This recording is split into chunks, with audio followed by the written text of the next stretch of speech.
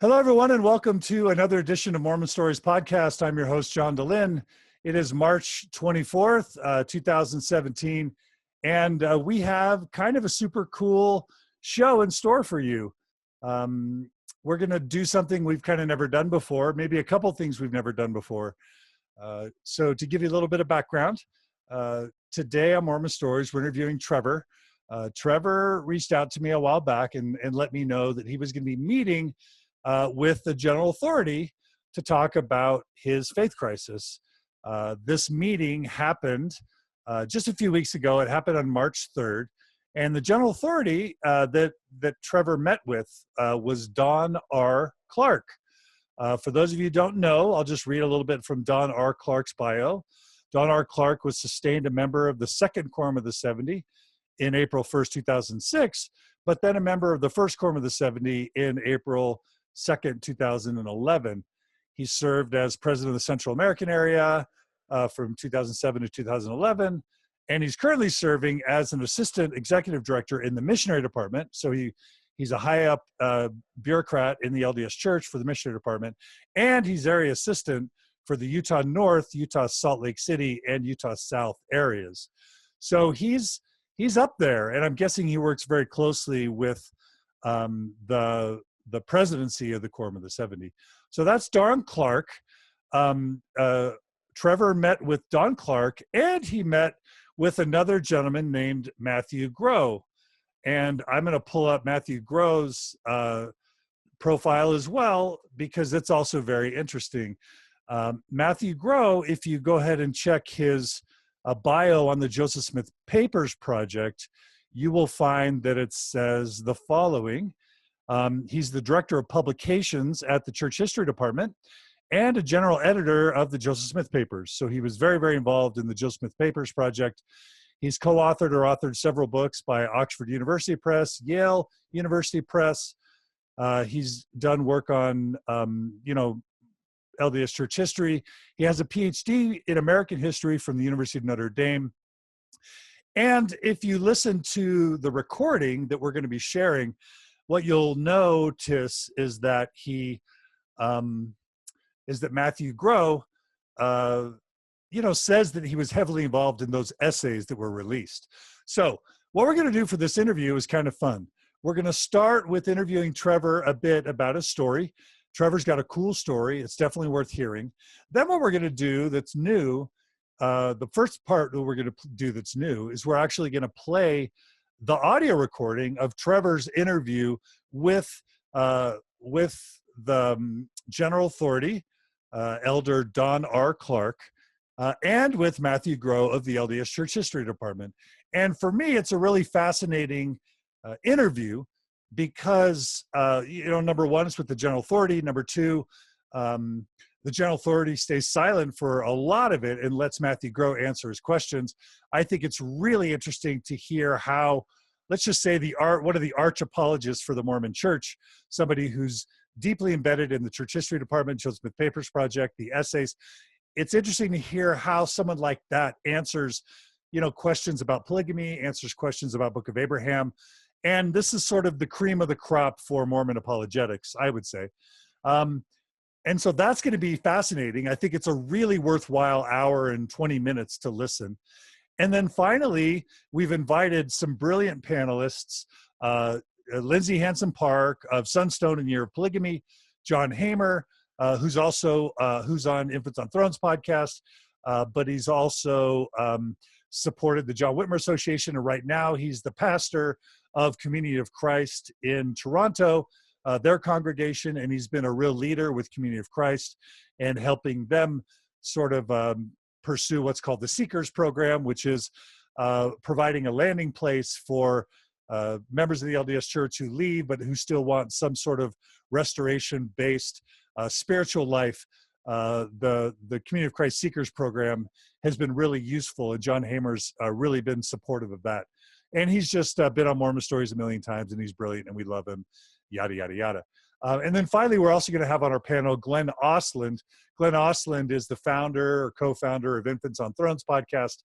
He's brilliant. We've had him on Mormon Stories before, and we're just super excited to have kind of a mini infant smackdown with Lindsay Hansen Park joining to sort of dissect this audio interview of Elder Clarke, a general authority, and Matthew Grow of the LDS Church History Department.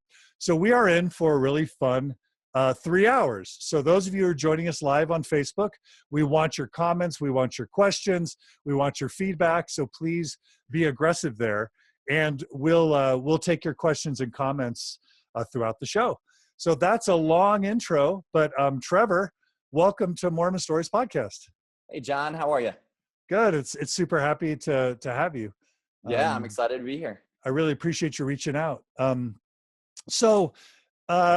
We'll talk in a bit about why you wanted to share your audio recording of your meeting with Elder Clarke and Matthew Grow. But let's save that, because I think what I really like to do first is set the context. And I think you've got a really interesting story about your commitment to the church, your experiences as a Mormon prior to your mission experience, and then after your mission experience, what led to your faith crisis, and then what enabled you to get a general authority and Matt Grow to meet with you. So do you mind starting with your story? That sounds great. Do you want to kick it off with a question, or should I? Yeah. Let's, as infants have primed us, talk to us about your Mormon credibility scale. Where, do you have multi-generational Mormon heritage? Start there. Yeah. So I'll just start. I'm 35 years old. I live in South Jordan, kind of the Mecca here, and I grew up on the Wasatch Front.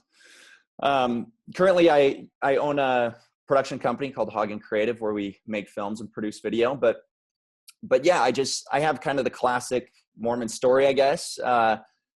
Growing up, did everything that a typical Mormon family would do in Utah. Family prayers every single night. My parents were really good at that. We'd go through streaks where we would read the scriptures as a family, but it was definitely, kind of taught, that we read the scriptures ourselves.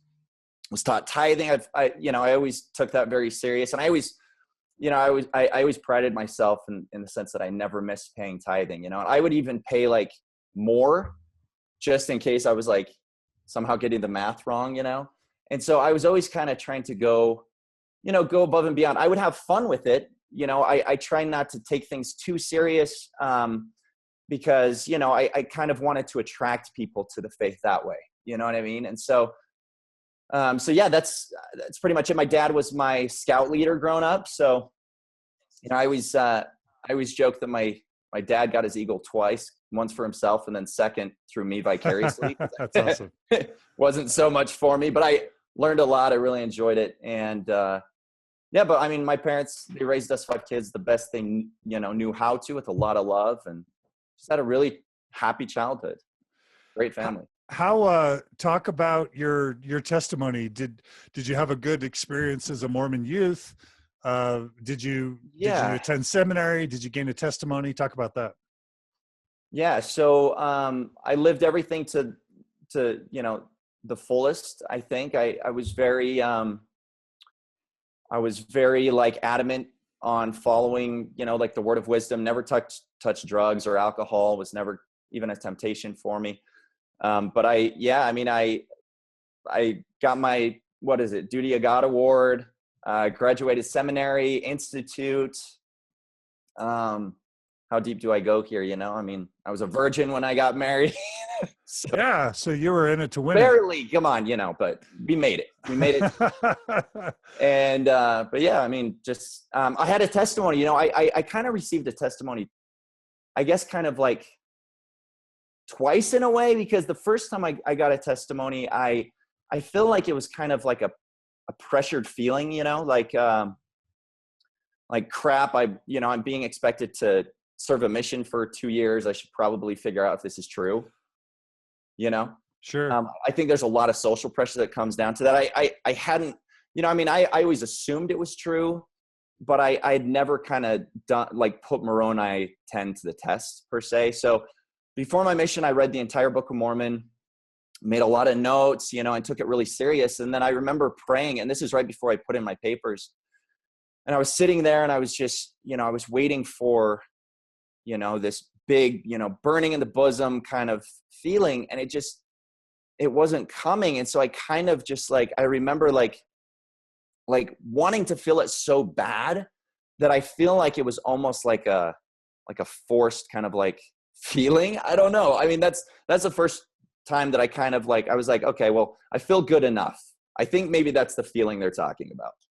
The second time I got a testimony was the real deal. That was in the MTC.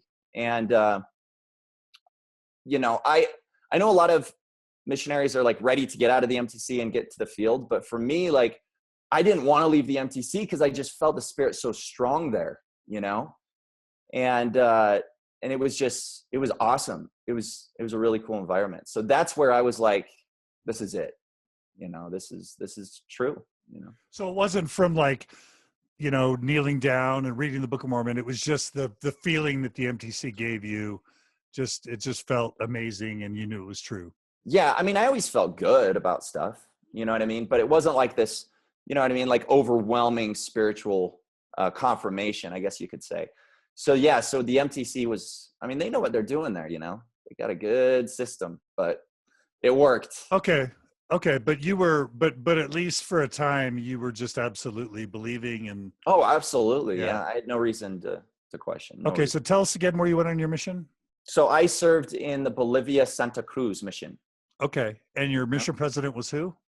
So my mission president, so this is all going to kind of tie together. My first mission president was Elder Shumway. And then my second mission president is Elder Don Clarke. Okay. And real quick, like what type of mission did you have? Did you love it? Did you hate it? Were you, leadership positions? What was that Yeah, like? I mean, it was definitely difficult. I mean, you know, the first 6 to 9 months, I think for any missionary is hard. The one letter that never made it home was my letter, telling my dad that I wanted to come home because I wasn't going to get the Spanish. But, you know, you end up figuring it out and then just really enjoying it. I had a lot of fun with my mission. Some areas I was in, I felt like I was like in a Planet Earth or like National Geographic episode. It was really remote. It's like, what am I doing here? You know, we would, you know, there wasn't much in ways of like commodities, like even heating water, you know, electricity, all that kind of stuff. And I remember filling the fonts up to baptize these people, and the water was so freezing that literally people would like start going down into the water and like totally just, you know, give like, you know, my salvation's important, but not that important. Like it was freezing, you know? And so we, you know, it was definitely an experience. And, but I really enjoyed it. You know, we would give people blessings. They seemed to get better. Seemed like we were doing good things. I did try casting the devil out a couple times, and that wasn't too successful, but the devil wouldn't leave. He just wouldn't go, man. Oh, he was insistent. What a pesky little booger. Well, yeah. Yeah. So, but okay. It was great. So were you district leader, zone leader, any of that stuff? Yeah. District leader, zone leader. I then went on to become AP as well. And so worked really closely with Elder Clarke. Okay. So you were Elder Clarke's zoney or AP? AP. Yeah. Okay. Yep. Wow. So tell us what he was like as a mission president. You know, amazing, actually. Very, very, very driven. He would teach us that nothing was impossible, to always find solutions. He was a very successful businessman, you know, prior to being a mission president. He took a lot of that into the mission and was really successful. There were a couple of things that bothered me about the mission when he first came in, mainly the big focus on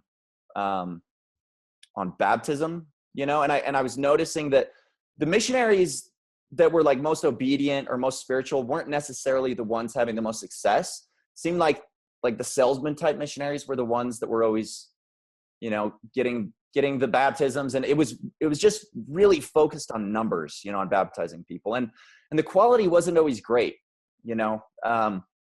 Mostly it was really, really like uneducated people or young people or kids, you know. And so I wanted to see that change. And you know, when Elder Clarke came in, I think he made a very he was very determined to change that. And I think he started to change that kind of mentality in the mission, kind of focusing more on retention and such.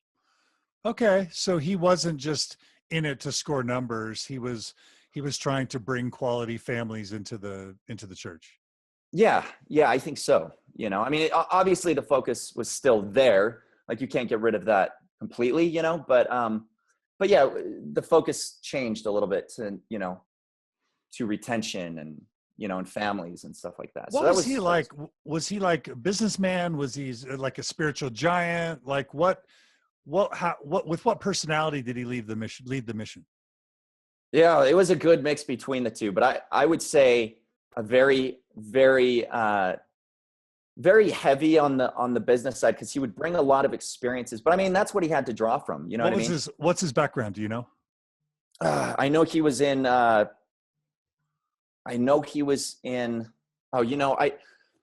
I don't even want to go there because I might screw it up. You know what I mean? But no, it's okay. But I think he consulted a lot of companies on sales and marketing and such. Okay, I'm just going to read here.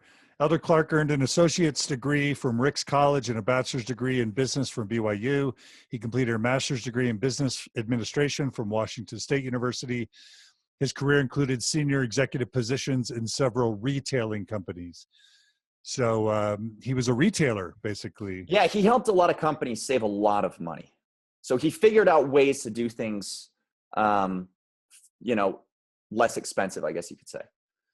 Okay, cool. So, yeah, all right. So he's always, he's solution driven, just great guy. I really do have a lot of respect for him. And anything that you want to share about your personal interactions with him? Did you ever have problems that he helped you fix, or things you were struggling with that he helped you, or like really cool things he did on his mission, or really cool moments you had with him?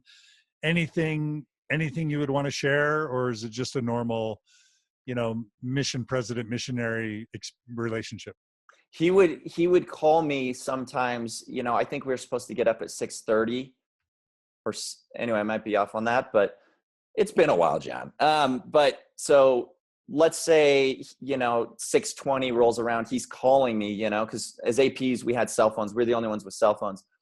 He would call me and he'd be like, "Good afternoon," as if I'd slept in. Like I should always be up a half an hour earlier, than it says. I should be in a half an hour earlier. I should be reading my scriptures, a few minutes longer, whatever, So yeah, he was always expecting greatness from us. And I think that was something that I carried through my life, after the mission. So did that kind of make you want to be better and do better? Was it motivating to you? Yeah, it was motivating. Yeah.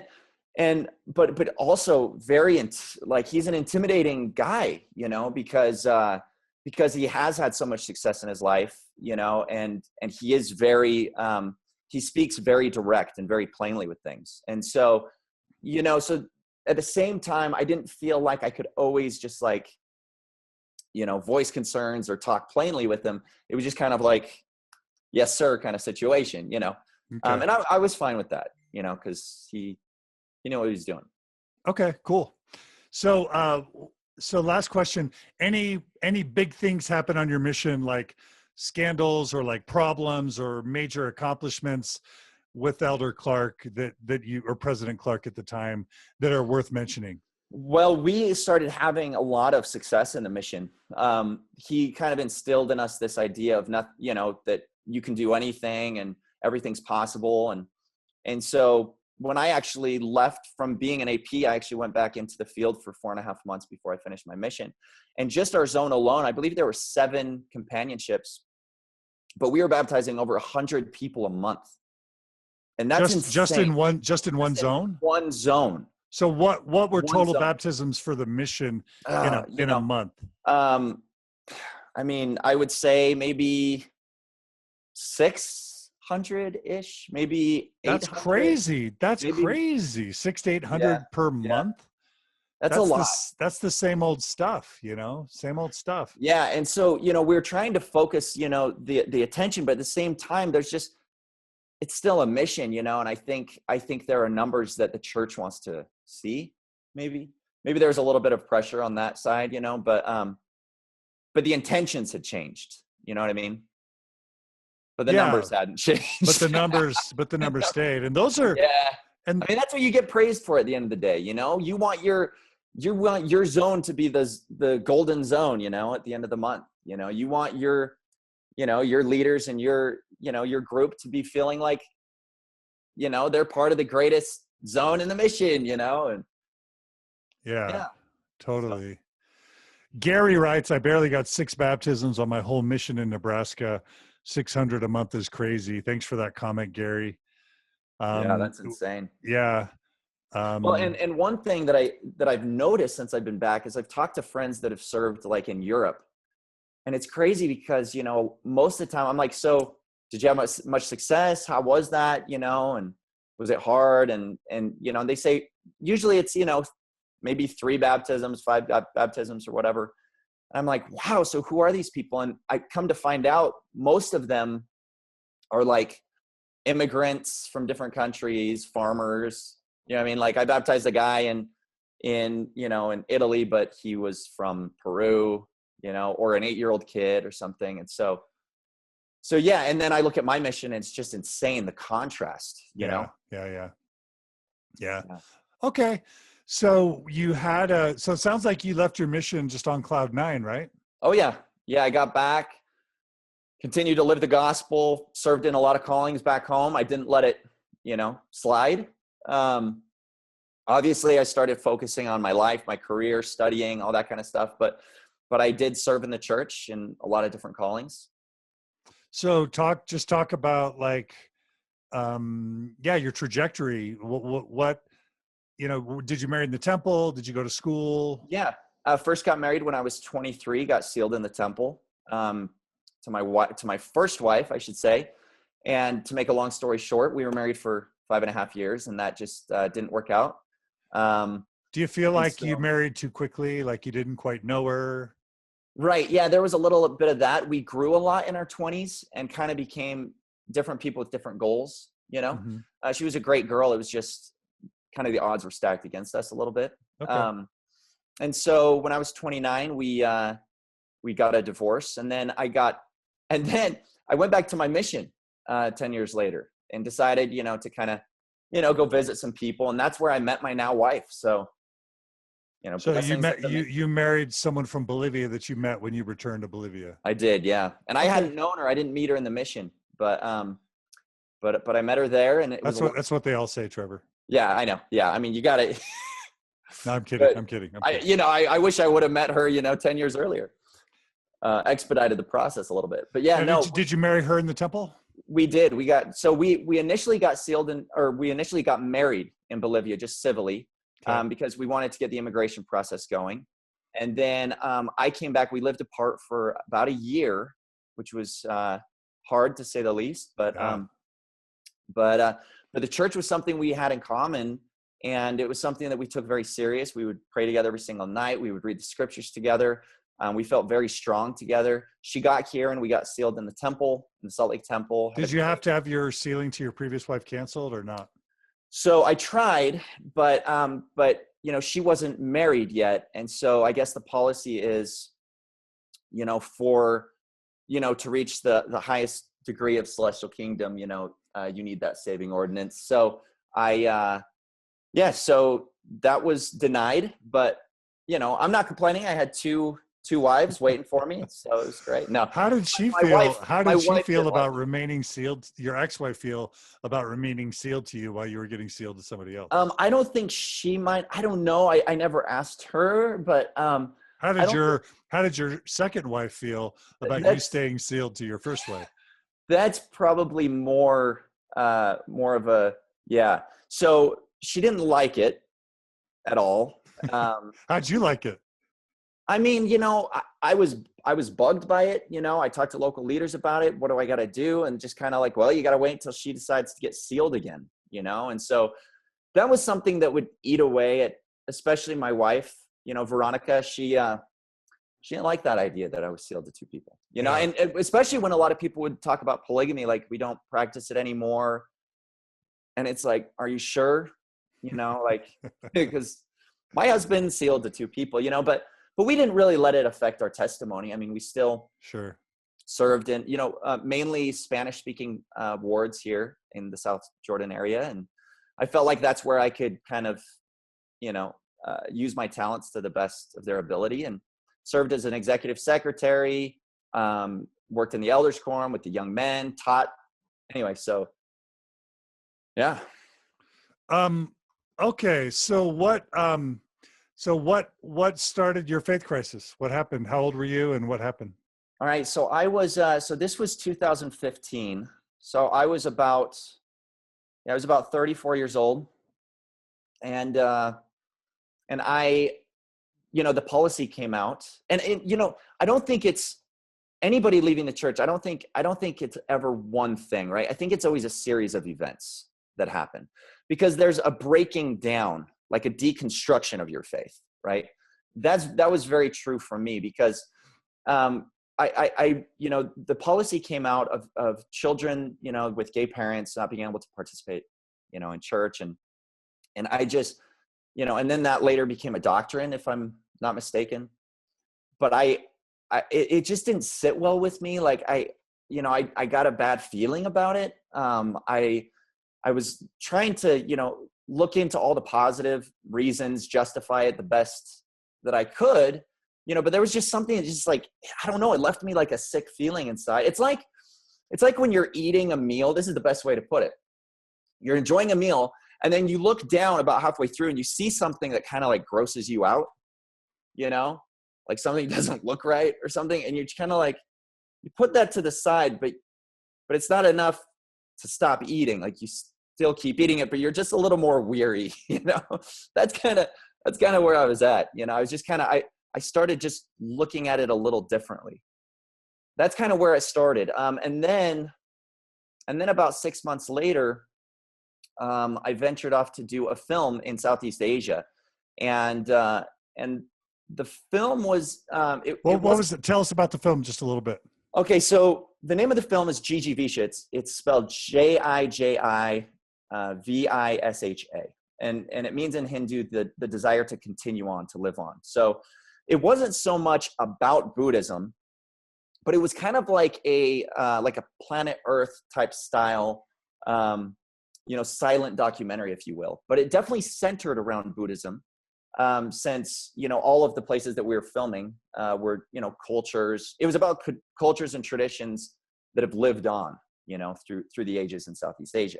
Super interesting, and me and my buddy that co-produced the film with me, we studied a lot about Buddhism, a lot about their culture and traditions, for about a year leading up to this.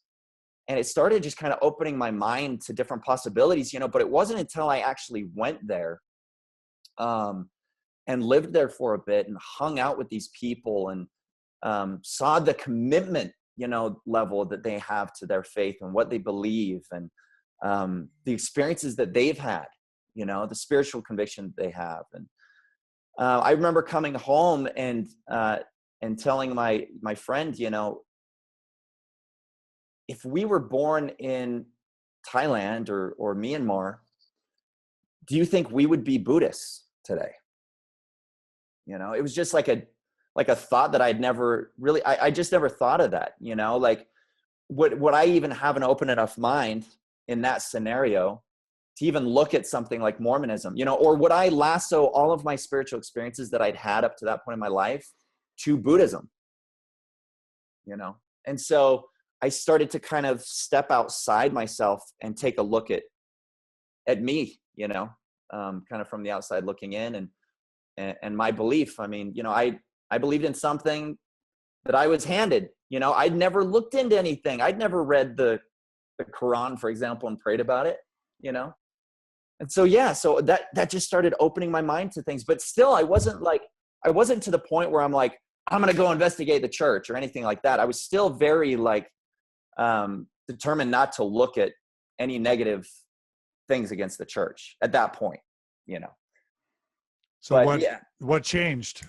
So what changed was summer of last year, and me and my wife, because she came along with me as well, and we've kind of been, we've been talking, so we've been kind of opening our mind to things at the same time. But in the matter of like a week, we heard about this thing called the CES letter. I'd never tell us what year was that about? This is 2016, summer of Okay. 2016. Okay. Got it. Believe it or not, I had never heard of the CES letter before. Got it. And never even heard of most of these issues that are in the CS letter. And so we were just hearing about it from so many different people, you know, like we were at the park and we talked to somebody that's now an apostate. And I'm like, oh, wow, if you don't mind me asking, like, what led to that, you know, and CS letter. Or, you know, I'm hanging out with some people and it's like, oh yeah, we decided to resign because of the CS letter. And, you know, it was almost like, I felt like I was driven to look at this. And so luckily me and Veronica, we decided to look at it and read it together. And that's where it all started. So you guys read, and she was open. She was willing to read it. Luckily, yeah. My wife was right there by my side. She didn't, I don't think her faith deconstructed or fell apart as quickly as mine did.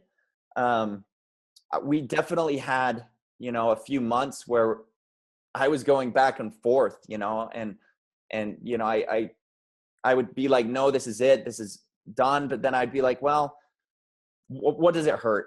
You know, what does it hurt to just go to church? You know what I mean? And just kind of play along or whatever. Like, you know, like maybe this is still a good thing kind of thing. And we were going like that, but there was just too much that I read into to just let it be, you know, like I had to know. What were the biggest issues bugging you? Just tell us the top 3 or 5. Well, you'll see my top 5 in the recording, so I won't go into too much detail. But my biggest thing was spiritual, you know, confirmation. Just epistemology. You know, don't other believers of other religions claim the same type of emotional or spiritual witness, right? Right. I would think that most people in the world are spiritual, and most people that are religious tie their spirituality to a religion. So how am I any different? And I can't step into their body, so I will never know if what they're feeling is stronger than what I'm feeling, and vice versa. So it's pretty arrogant for me to say that, you know, what I have in this tiny little box that I was given, that's the ultimate end all truth. And so that was probably my biggest thing. But obviously, just list the 4 or 5. Yeah. So Book of Abraham, and just this whole gift of translation that Joseph Smith claimed to have. The Book of Mormon, all the anachronisms that go along with that, DNA, no archaeological evidence that directly supports the Book of Mormon. Joseph Smith, I feel like, so I got a lot out of the CS letter, but I was definitely cross-checking it. And not only just cross-checking it online, but I was also ordering a lot of books. I felt like I hadn't I was like eating books like I hadn't eaten in a couple of years. I was just plowing through information, and I learned a lot about Joseph Smith, and learned that he wasn't quite the man that I thought he was, you know? And I mean, I knew a little bit about the polygamy, didn't look too much into that, but the polyandry is one thing that just really caught me off guard. And polyandry, you mean what? So polyandry meaning that Joseph Smith had wives that were married to other men. And a lot of times these men had the priesthood as well. And these men were alive, you know? I mean, why would a prophet of God need to get sealed to women that are already married to members of the church? And what about the 14, 15-year-olds? Was that a problem? Of course. But, you know, for some reason, I think I kind of knew that. Yeah. I just never let it bother me for some reason. You know, it's weird. It's weird now looking, like, from the outside looking in, like, wow, you know, I mean, there are a lot of things, you know, but you know, you just kind of, you go with it. You assume it's not a big deal. So any big happenings prior to you trying to get an audience with Elder Clarke? Anything you want to tell us about your story before we jump into? Yeah. I do want to say that, you know, a lot of people look, you know, maybe they'll look at a couple things. Maybe they'll peruse the, you know, CS letter, or they'll look at some of the concerns that people are having, and they'll see there's a defense with the church, right? They'll see that the church has a stance, or the apologetics have a stance. And a lot of people, I think a lot of times I think it stems from fear or comfort, not wanting to step outside of something that's foreign to them. I don't know. There's probably a lot of psychological reasons to it, but they just look at the defense real quick. They just want to know there is a defense to it. Me, on the other hand, I was like, no, like, I really want to put this on trial. I want to see what the church is saying. I want to see what the truth is out there, and you know what I mean? Like, I want to see what stands up, and so I've been very sincere, through this whole process. I remember one day just whispering to myself, the church isn't true, and it was the scariest thought I'd ever had. How long ago was that? Do you remember what month? This was probably November of 2016. Okay. October, November. So just 4 or 5 months ago. Yeah. And this was something that I wanted to remember, me being kind of a documentarian and like basically videoing my whole life. I did a lot of video journal entries, documenting my experience, and me now looking back on those. I watched a video just the other day from my experience, and it tears me up inside because, I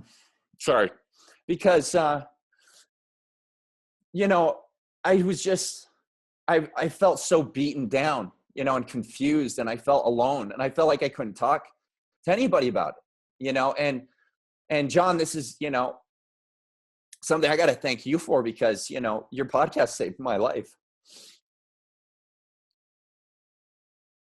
Because it's a hard thing, I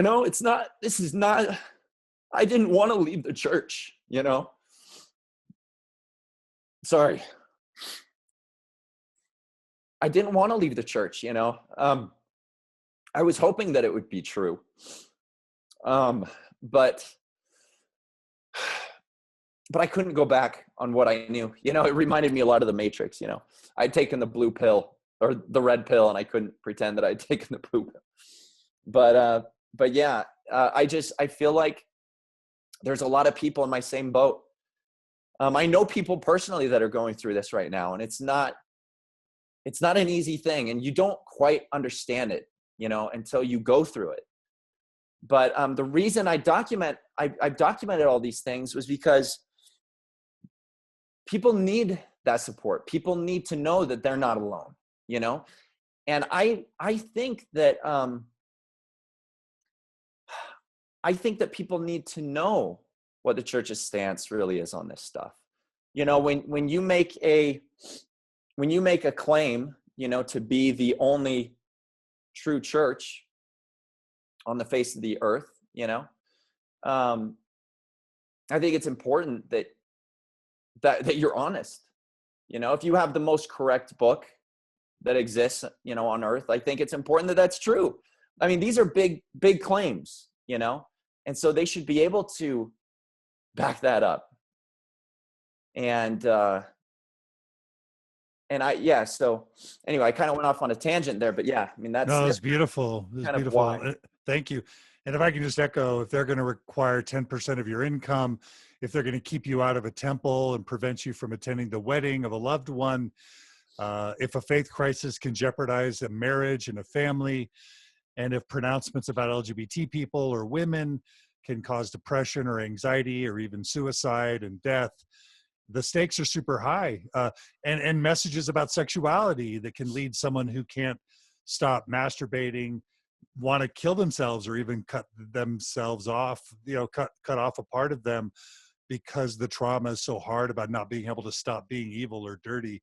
The stakes are super high. And so, yeah, families are definitely being ripped apart by this, like you said, people are killing themselves over this stuff, right. And so I think they need to understand that people believe them in a very literal sense. When they say they're prophets, seers, and revelators, we as members of the church, we believe that they're having this personal conversation or something, or apparition with Jesus Christ, and they allow it to be assumed.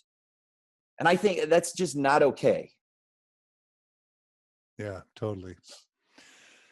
But anyway, Beautiful. so Yeah. I would like to say one thing that, I mean, maybe just kind of one last thing that might help people out there that might be going through something similar. I know we want to get to, to this recording and everything, but I just, I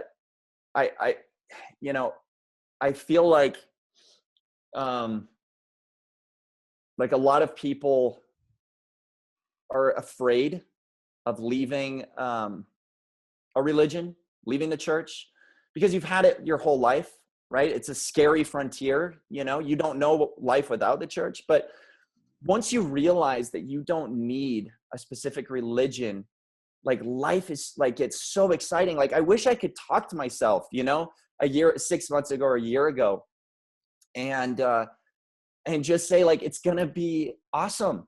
Like instead of assuming it's all taken care of, you can actually now go out and discover what actually brings you joy, who you really are, what works for you, so your life can be the best life that Sure. you can be, and Sure. you don't need religion. And John could echo this, but you don't need religion to have God in your life. You don't need it to have morality or spirituality in your life. Right. And I learned how to separate those. But anyway, talking to my family about it though, I listened to your panel discussion that you had, and it Which one? I was waiting. Which panel? So it was Mormon transitions. It was maybe in, I think it was January of this year. And maybe we can put a link to it after or something. I don't know. But you were talking about people transitioning, how to talk to people. And I think I was waiting for that. I knew I had to talk to my family, since I knew it wasn't true since November. And I was putting it off. And it just got to the point where I was like, I need to deal with this. This is not something that you can just forget about. And so, it's like, I think everybody asks that, right? Do I write a letter?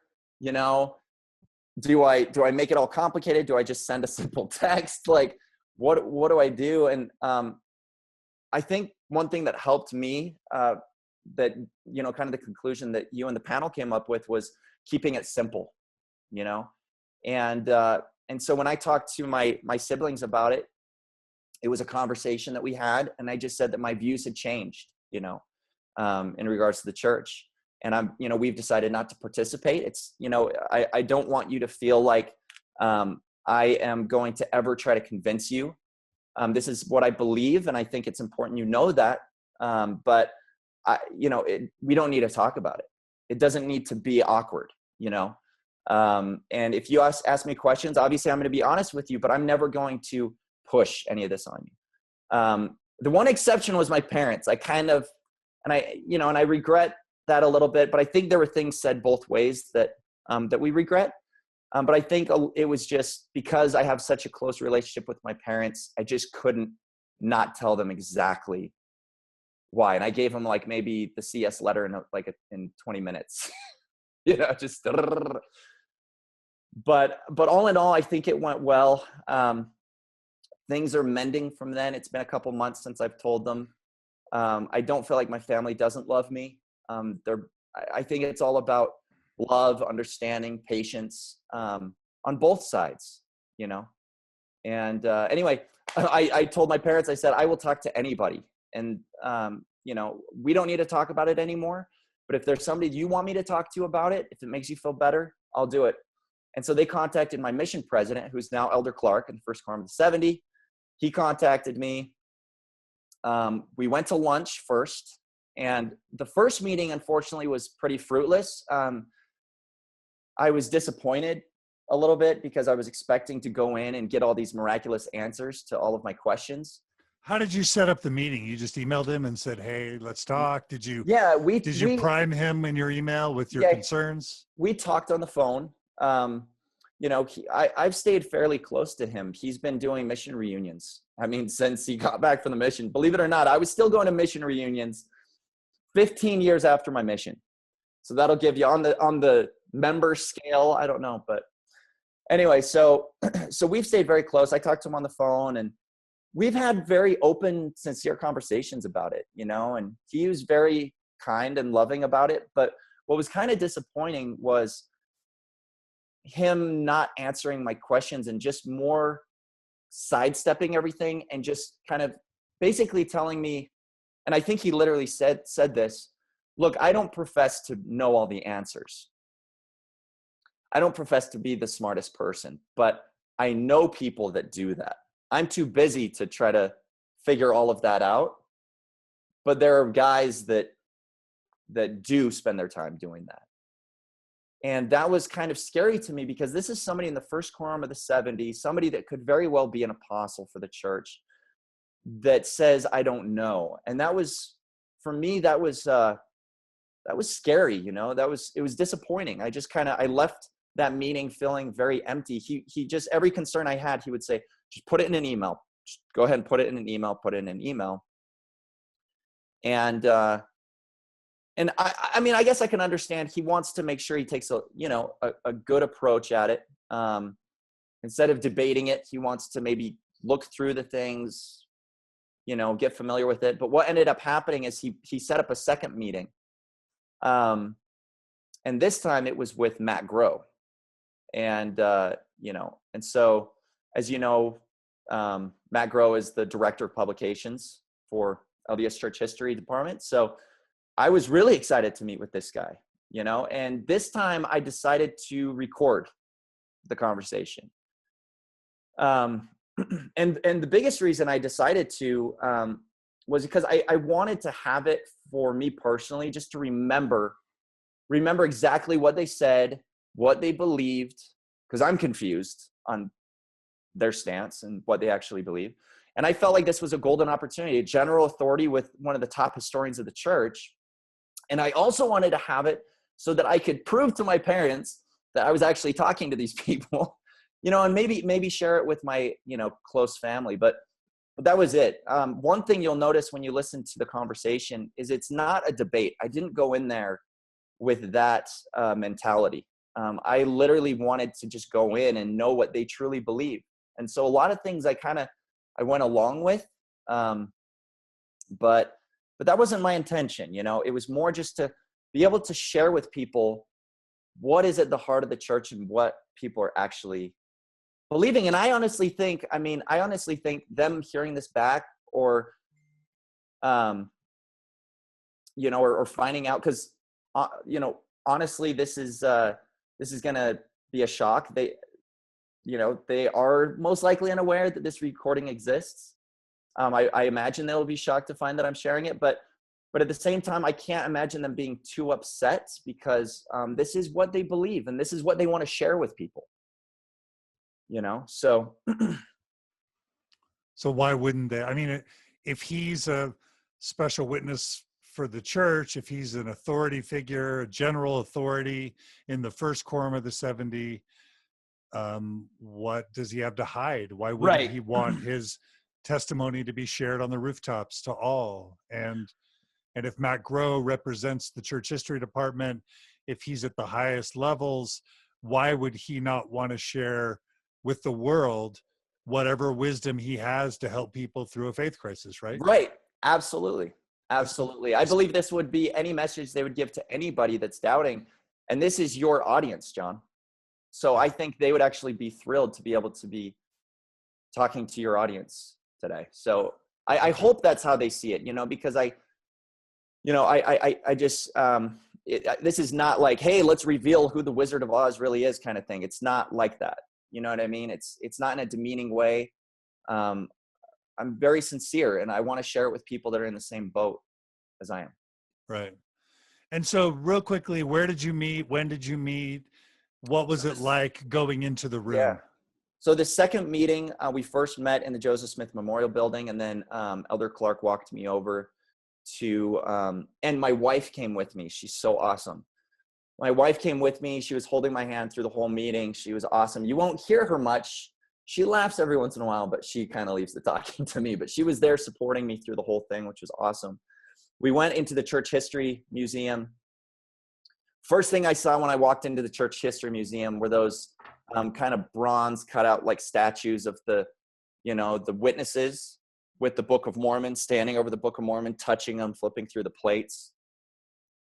And I just got this just just sick feeling, and just looking around, I was just like, wow, like because I hadn't gone into some of these spaces since I had left the church, and so now to see it from a different perspective was crazy.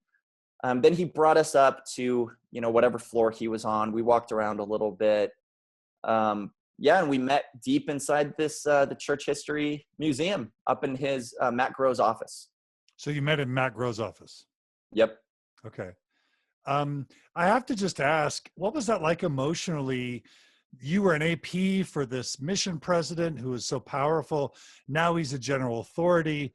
And you're not only meeting on his turf in the super powerful, ostentatious sort of environment, but you're admitting this super vulnerable thing, which is, I used to be up here in your eyes, and now I'm going to be down here in your eyes, and I'm going to be admitting that I don't believe anymore, and I'm really struggling. What's that like for you emotionally to have to attend that event? A lot of nerves, a lot of anxiety leading up to it. It's not that I was nervous about the information that I was going to bring, but like I said, he's a very kind of intimidating kind of person. And I'd never quite stepped up, and confronted him on anything or anything like that. So it was definitely kind of a change as far as like how our relationship had been up to that point. And so, so it was scary. I mean, it was similar to talking to my dad about it. It's not the easiest thing, but it's something that needs to happen. Sure.